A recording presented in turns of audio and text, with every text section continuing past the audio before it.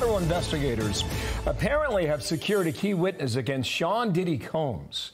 TMZ reports the rapper's ex-girlfriend, singer Cassie, is cooperating in this sex trafficking probe. Now, she was the first person to come forward with allegations of abuse, which Diddy continues to deny, but the rapper continues to lay low. Went for a bike ride in Miami, but he was spotted riding that bike yesterday, saying hello to fans along the way. Apparently, he was out for about 45 minutes and a lot of pictures along the way. Todd Piro, the co-anchor of Fox and Friends First, also a lawyer. Yes, sir. Good morning to you. Morning. You say the point off the top that needs to be remembered here is that no charges have been filed. Okay, correct. Take that on its face. What comes next then? Well, that obviously is the big question. And on this Cassie stuff, people are wondering, well, she settled. Didn't she have a non-disclosure agreement? We have to remember, non-disclosure agreements are for things that are untoward, not for serious crimes like the allegations of sex trafficking. Sex trafficking isn't just untoward. It's a heinous crime that you cannot disclaim in a non-disclosure. So that's why she's able to talk to the feds. So what's happening right now?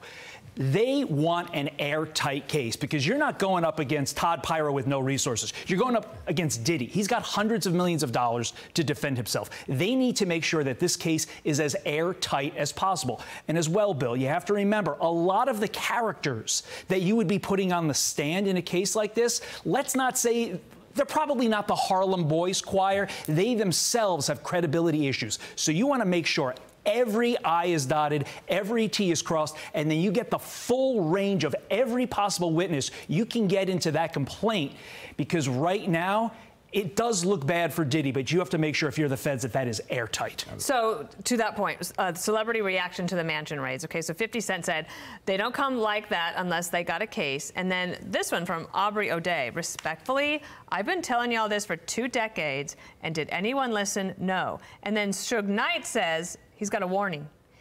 I tell you what, Puffy, your life is in danger because you know the secrets. Who's involved in that little secret room you guys are participating in? To me, the Suge Knight comment highlights what I think is the biggest unanswered question in this case. How far does this extend? Are we talking Epstein level? Are we talking Weinstein level? Because there are unconfirmed reports that Diddy had cameras in his various rooms for his various parties. The thought process being, am I going to be able to get blackmail against individuals that come to these parties?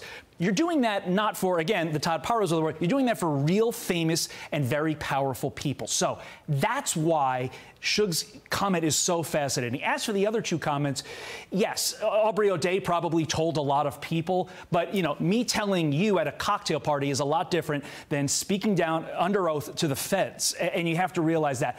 That said, everybody seems to be singing right now. And so I think that's where they're going to get, the feds that is, the full range of witness testimony against Okay, so you had Cassie filed, and it seemed, and then she settled the next day. Right. So that's out there. And you have 3 other women and a man who filed accusations. Are these accusations all the same?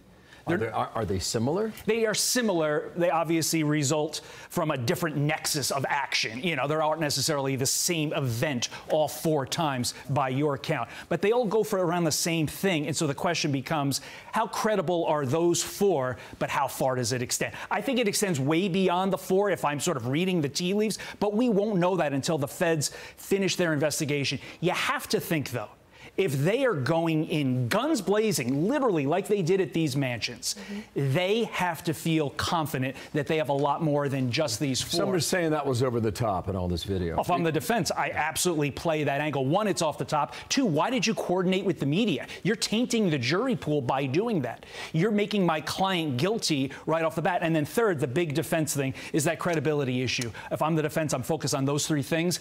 At this point, until we know more and until charges are potentially filed. Well, that's what question I know you guys want to go, but the time between the raid and an indictment, and from your experience as a lawyer, is this typical, usual, or a long time?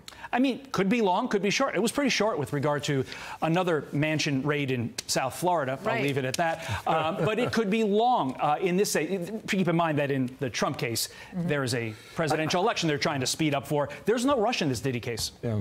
I didn't hear this bit about cooperating with the media or coordinating with the media. The media was there. Who'd they coordinate with? the media that was on scene, ready to go and film basically the invasion of Diddy's mansion. Was that from the helicopter? From all angles. You know, that doesn't happen. We get a lot of tips, but that's a big tip. And if you get that, you send your crews. Like CNN did with Roger Stone. 100%. All right. Thank you, Todd. Thank you. I'm Steve Ducey. I'm Brian Kilmeade. And I'm Ainsley Earhart. And click here to subscribe to the Fox News YouTube page to catch our hottest interviews and most compelling analysis.